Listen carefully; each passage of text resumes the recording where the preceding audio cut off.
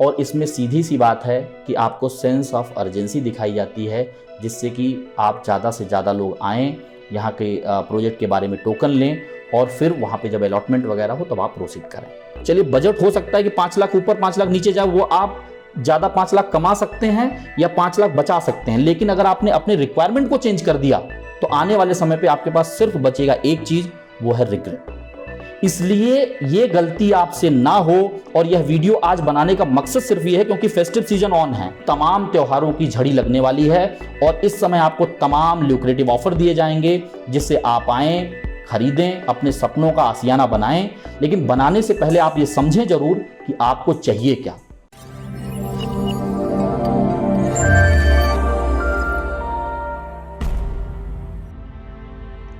नमस्कार साथियों, स्वागत है आप सभी का सौदागर के आज के इस नए वीडियो में।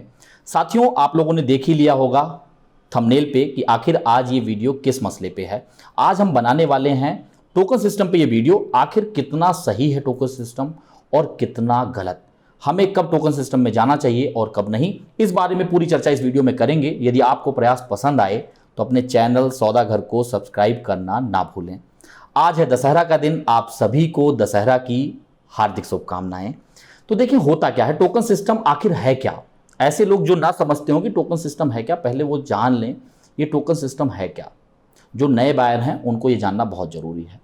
टोकन सिस्टम ये है कि जब आपको एक पर्टिकुलर लोकेशन पे एक प्रोजेक्ट को, एक बिल्डर को कन्विंस कर दिया जाता है कि आप यहाँ पे प्रॉपर्टी ले सकते हैं, आप जो चीज़ सर्च कर रहे हैं वो आपको यहाँ मिल सकती है, तब आप उसके लिए टोकन लेते हैं। और इसमें सीधी सी बात है कि आपको सेंस ऑफ अर्जेंसी दिखाई जाती है, जिससे कि आप ज़्यादा से ज़्यादा लोग आएँ, यहाँ के प्रोजेक्ट के बारे में टोकन लें और फिर वहाँ पे जब अलॉटमेंट वगैरह हो तब आप प्रोसीड करें।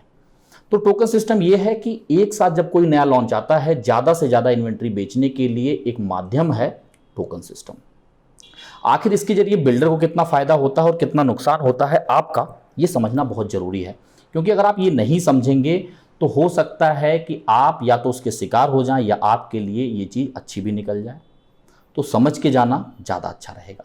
अब देखिए, टोकन सिस्टम समझने के बाद आप ये समझिए कि जब आपको कहीं पे ले जाके ये बताया जाता है कि यहाँ पे कोई बड़ा प्रोजेक्ट आने वाला है, तो आप उस पर्टिकुलर लोकेशन में, उसके आसपास की जो लोकेशन है उससे आप कंपेयर करते हैं कि वहाँ पे क्या प्राइस चल रहा है, यहाँ पे क्या टेंटेटिव प्राइस आपको बताया जा रहा है कि कितने में ओपन होगा, साइज कितना बताया जा रहा है, कुछ आपको रफ प्लान दिखाया जाएगा और आप उसके आधार पे ये सोचते हैं यार यहाँ आसपास तो काफ़ी ज़्यादा रेट है, यहाँ पे तो सस्ता मिल रहा है।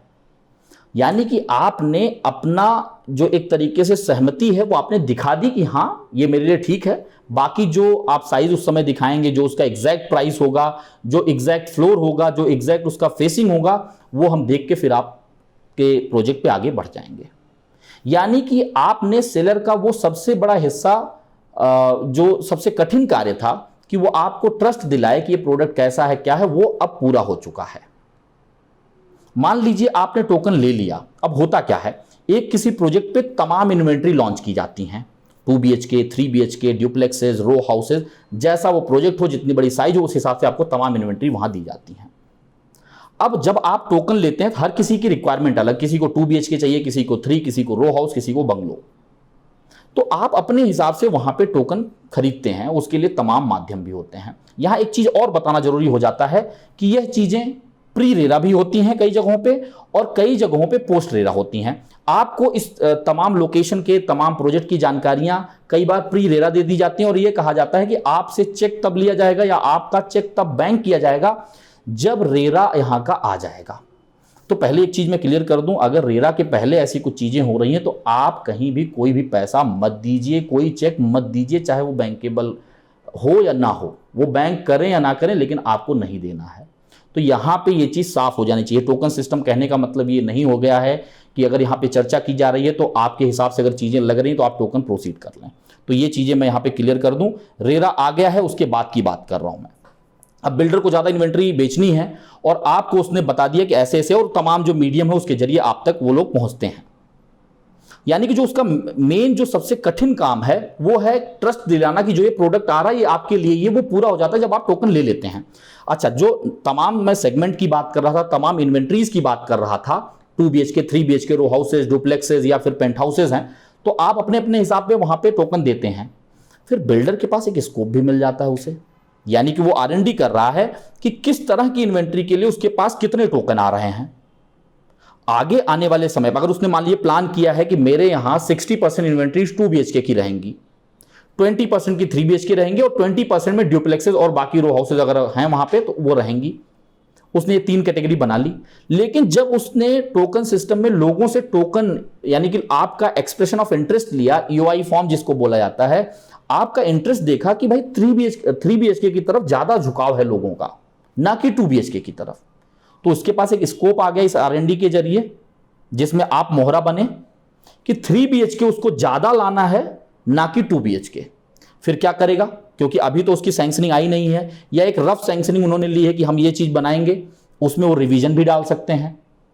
यानी कि जो इन्वेंट्री वो 2 BHK की ज्यादा बना रहे थे 60%, अब वो 60% 3 BHK की कर सकते हैं, यानी जिसकी भी रिक्वायरमेंट उनको ज्यादा दिखेगी। तो उसके पास एक R&D का मौका मिल रहा है इस माध्यम से कि वो जो नब्ज है मार्केट की, जो पल्स है, वो देख पाए करंट सिचुएशन में और उसके हिसाब से बदलाव उसमें ला पाए। क्योंकि आपको ये डेटा तो पता नहीं है कि अगर उसके यहां 500 लोगों ने इंटरेस्ट दिखाया है, 500 लोगों ने टोकन लिया है, तो 500 में रेशियो क्या है चीजों का। एक चीज चलिए ठीक है, इसमें बिल्डर का फायदा है और आपके जरिए उन्होंने इस चीज का R&D कर लिया। इसके बाद क्या होता है, इसके बाद होता है कि आपने जब सिलेक्शन कर लिया फिर आपको बुलाया जाएगा अलॉटमेंट के लिए। उसका जो मोर देन 50% वर्क है वो डन हो चुका, R&D भी हो गया और एक साथ बेचने के लिए जहां उसको 200 इन्वेंट्री बेचनी थी उसके लिए 300 से 500 लोगों का उसने एक्सप्रेशन ऑफ इंटरेस्ट भी ले लिया। यानी कि हर एक कस्टमर पे बहुत ज्यादा ध्यान देने की उसको जरूरत नहीं है, जो इमीडिएट इजी टू ग्रैब है, जो चीजों को आसानी से समझ पा रहा है और उसके बताए हुए प्राइस पे खरीदेगा, उसी को वो रूट करेगा। और जो लोग ज्यादा समय लगा रहे हैं, जो ज्यादा पूछताछ कर रहे हैं, उसको साइड में करेगा। ठीक है सर, आप एक बार देख लीजिए फिर हम इस पे बात करते हैं। यानी कि उसके पास अब स्कोप आ गया कि सिलेक्शन का, कि किसको वो सेलेक्ट करे अपने इन्वेंट्री के लिए, अपने प्रोडक्ट के लिए। अब आपके लिए इसमें क्या होता है, जब आप पहुंचते हैं तो वहां पे भीड़ होती है। हम लोगों की मानसिकता क्या होती है, आप पानीपुरी भी खाने जाते हैं तो आप ये देखते हैं किस पानीपुरी वाले के यहां ज्यादा भीड़ है। अगर आप किसी नए लोकेशन पे जा रहे हैं, अगर आप अपने जाने माने लोकेशन में जा रहे हैं, आपको पता होगा, स्वाद आपने लिया होगा। लेकिन जब आप नए जगह जा रहे हैं, नए जगह में यहां क्यों कह रहा हूं, क्योंकि लोग टोकन भी नए जगह लेते हैं। शायद उस लोकेशन के बारे में अनभिज्ञ होते हैं, शायद बिल्डर के बारे में अनभिज्ञ होते हैं, या फिर उस टाइप की इन्वेंट्री के बारे में अनभिज्ञ होते हैं। तो आप पानीपुरी भी जब खा रहे हैं तो भीड़ देख के खाते हैं। अगर कोई पानीपुरी अच्छी दे रहा है, 1 रुपए ज्यादा है और उसके यहाँ कोई नहीं खा रहा है, तो आप उसके यहाँ स्वाद लेने नहीं जाएंगे। आप ये देखेंगे यहाँ 10 लोग खड़े हैं तो जाहिर सी बात है इसके अंदर कुछ तो अच्छा होगा। यही मानसिकता जब आप किसी बिल्डर के लॉन्च पे जाते हैं, अलॉटमेंट पे जाते हैं, जो टोकन सिस्टम से बुलाए गए हैं, क्योंकि वो भीड़ पर्पजली उसी दिन बुलाई गई है। जो पूरे महीने, 2 महीने, 3 महीने की एक्सरसाइज थी, वो एक ही दिन कैश इन करना है, एक दिन या 2-3 दिन के अंदर। तो जाहिर सी बात है भीड़ होगी। लोगों ने मार्केटिंग और ये होर्डिंग देख के वहां नहीं आए हैं, लोगों ने अपना पैसा दिया है, 25,000, 50,000, लाख रुपए जो भी था उस प्रोडक्ट पे, वो पैसा दिए हैं या चेक दिए हैं और उसकी वजह से उनको आना ही पड़ेगा। बिल्डर को भी पता है और आपको भी पता कि अगर आपने पैसा दिया तो आप देखने ही जाएंगे भाई कि कैसा प्रोडक्ट ला रहे हो, आप दिखाओ जरा, मेरे काबिल होगा तो मैं खरीदता हूं। तो यानी ये एश्योर हो गया कि जितने लोगों ने टोकन दिया है वो आएंगे। और जो मैंने भीड़ वाला कंसेप्ट आपको बताया, आप देखेंगे इतनी ज्यादा भीड़ है, अब आपके दिमाग में वो चीजें कहीं ना कहीं बैक ऑफ द माइंड चली जाती हैं। आपको आखिर चाहिए क्या था, आपकी एक स्पेसिफिक रिक्वायरमेंट होती है कि आपके घर में इतने लोग रहने वाले हैं, इतना आपका बजट है, इस फ्लोर पे आपको लेना था, आपके बेडरूम का साइज ये होना चाहिए था, मुझे लिविंग और मास्टर बेडरूम के साथ दोनों के साथ टेरेस चाहिए था, या सिर्फ मुझे लिविंग के साथ चाहिए था, मुझे एक पूजा रूम भी चाहिए था, या 0.5 वाला एक छोटा बेडरूम चाहिए था। तमाम रिक्वायरमेंट अलग अलग बायर की हो सकती थी। लेकिन अब भीड़ के चक्कर में सबसे बड़ा मुद्दा तो ये हो गया कि भाई मेरे हिसाब वाली यूनिट मिल जाए, मुझे जो सस्ता वाला यूनिट है पहले मिल जाए, नहीं तो ये तो बिक जाएगा तो मुझे मिलेगा ही नहीं, 1 लाख रुपए ऊपर मिल जाएगा, या फिर मुझे यहां से जाना पड़ेगा। तो आप इस सेंस ऑफ अर्जेंसी में जो आपके साथ क्रिएट किया गया है, आप वहां फटाफट लेने के चक्कर में होते हैं कि इसे ग्रैब कर लिया जाए, और ऐसा लगता है बस इसके बाहर अब दुनिया ही नहीं बची है, अगर आज नहीं लिया गया तो शायद हम प्रॉपर्टी ले ही नहीं पाएंगे। ये मानसिकता नहीं होनी चाहिए, और ये बिल्डर चाहता है कि ये हो जाए। आखिर इससे बचें कैसे, इस पे बात करते हैं। किसको टोकन सिस्टम में जाना चाहिए और कब आपको ये समझना चाहिए कि नाउ क्विट, अब रुक जाते हैं, अभी इसके आगे नहीं बढ़ना है।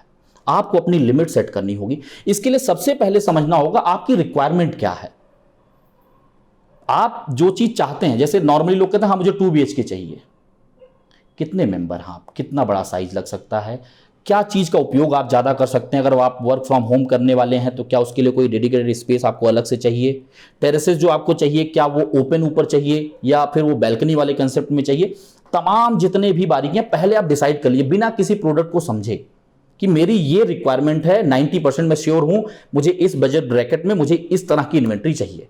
चलिए अब इस तरह की इन्वेंट्री को आप फिक्स करिए। चलिए बजट हो सकता है कि 5 लाख ऊपर 5 लाख नीचे जाए, वो आप ज्यादा 5 लाख कमा सकते हैं या 5 लाख बचा सकते हैं। लेकिन अगर आपने अपने रिक्वायरमेंट को चेंज कर दिया तो आने वाले समय पे आपके पास सिर्फ बचेगा एक चीज, वो है रिग्रेट। तो यदि आपने लोकेशन समझ लिया है, अपनी रिक्वायरमेंट समझ ली है, बिल्डर समझ लिया है, उस प्रोजेक्ट को समझ लिया है, उस माइक्रो मार्केट को समझ लिया है आपने, तो फिर आपके लिए टोकन सिस्टम में कोई दिक्कत नहीं। आप टोकन लीजिए, उस समय जाइए, आपका थॉट ऑफ प्रोसेस बिल्कुल क्लियर है, मुझे इस तरह की इन्वेंट्री चाहिए, अगर मिलती है आपके प्राइस में आप लेंगे, नहीं मिलती है तो आप छोड़ के आएंगे। लेकिन अगर आप हर चीज के बारे में अनश्योर हैं, आप टोकन सिस्टम लेने के बाद हर चीज को तलाश रहे हैं, ये कैसा है, यहाँ पानी कैसा रहेगा, यहाँ गार्बेज का क्या मैनेजमेंट है, सिक्योरिटी किस तरीके से है, यहाँ ड्रिंकिंग वाटर है कि नहीं, सीवर लाइन है कि नहीं, ये तमाम चीजें अगर आप समझना बाकी है तो फिर टोकन क्यों ले रहे हैं, पहले समझिए इन चीजों को। बिल्डर की लीगेसी कैसी है, कितने उसने पास प्रोजेक्ट किए हैं, क्या ये ज्वाइंट वेंचर में है तो किसके साथ है, क्या ऐसे ज्वाइंट वेंचर में ऐसे पार्टनर के साथ इस बिल्डर ने पहले भी काम किया है या नहीं किया, अगर किया है तो क्या ट्रैक रिकॉर्ड है। ये सारी चीजों को समझिए, तब टोकन सिस्टम गलत नहीं है। लेकिन होता क्या, 80% टोकन जो लिए जाते हैं वो ऐसे लोग लेते हैं जिनको ना तो लोकेशन के बारे में जानकारी है, ना तो अपना रिक्वायरमेंट पूरी तरीके से क्लियर है, ना तो उस माइक्रो मार्केट के बारे में जानते हैं, और ना ही उन्होंने ये एश्योर किया है कि जो इनके डिलीवर्ड प्रोजेक्ट हैं जिनके मैं टोकन ले रहा हूं उसकी मौजूदा स्थिति क्या है। अगर आप इस सिचुएशन में टोकन ले रहे हैं तो बिल्कुल मत लीजिए, कोई भी सिचुएशन हो, कैसा हो, चाहे 10,000 रुपए ही क्यों ना देने हो, क्योंकि उस 10,000 रुपए के माध्यम से आपको वहां बुलाने की जो कड़ी है वो पूरी कर ली जाती है। आप वहां पहुंचेंगे और आप भी भीड़ के एक हिस्सा होंगे, आपको देख के और भी लोग प्रभावित होंगे, जिनको नहीं खरीदना वो भी खरीद लेंगे। तो इससे बचें कैसे, आप अपनी लिमिट को निर्धारित करिए और आपकी क्या रिक्वायरमेंट है ये समझने के बाद मुझे कहां क्विट करना है वो भी समझ में आना चाहिए। अगर मुझे इस फ्लोर और इस फ्लोर के बीच में नहीं मिलता है, अगर मुझे इस साइज में नहीं मिलेगा बेडरूम, अगर मुझे इस प्राइस, चलो मैंने 50 लाख माना था अपना बजट, चलो 52 तक मैं जा सकता हूं, यानी कि आप अपनी सारी लिमिट, सारी फ्लेक्सिबिलिटीज पहले ही फिक्स कर रहे हैं। आपका वेरिएबल क्या है, कांस्टेंट क्या चीजें रख रहे हैं, आपने पहले सेट कर लिया। फिर जब आप वहां पहुंचेंगे, फटाफट चीजों को समझेंगे, आपके क्राइटेरिया और आपके फ्लेक्सिबिलिटी के अंदर आ रहा है तो आप आगे बढ़िए, नहीं आ रहा है तो वहीं क्विट करिए, क्योंकि वहां पे आपको जो पैसा आपने दिया है वो रिफंडेबल है। और हर जगह आज के डेट में ऐसा हो रहा है कि अगर आपने टोकन लिया है और जिस दिन अलॉटमेंट हो रहा है उस दिन आपने कैंसिल किया, अगर आपके हिसाब से नहीं है तो आपको रिफंड मिल जाता है। लेकिन अगर आपने गलती से उसे प्रोसीड कर दिया, भले उसमें और 50,000 देना पड़े, लाख देना पड़े या 5 लाख देना पड़े, वो पैसा रिफंड नहीं होता है। इसको मान के चलिए, हमारे पास इतने कॉल आते हैं कि हमने पैसा दे दिया और जब हमें समझ में आया कि ये मेरे हिसाब से नहीं है, मैंने कैंसिल करना चाहा, वो कैंसिल नहीं हो रहा है, वो कह रहे हैं ये पैसा फॉरफिट हो गया। क्योंकि क्लॉज में होता है कई जगह 10%, कहीं 5%, कहीं 15% कैंसिलेशन चार्जेस हैं। अभी आपने 5% दिया है या 2% दिया तो वो कहां से आपको वापस करने वाले, तो उसने तो 10% का आपसे क्लॉज पे साइन करा रखा है, उसके हिसाब से तो आपको बचा हुआ जो परसेंटेज, चाहे 5% बचा हो या 8%, उसको दीजिए अगर कैंसिल करना भी हो। बहरहाल ये चीजें नहीं होती हैं, पर जो आपने दिया वो तो फॉरफिट हो जाता है, वो तो लैप्स हो जाता है आपका।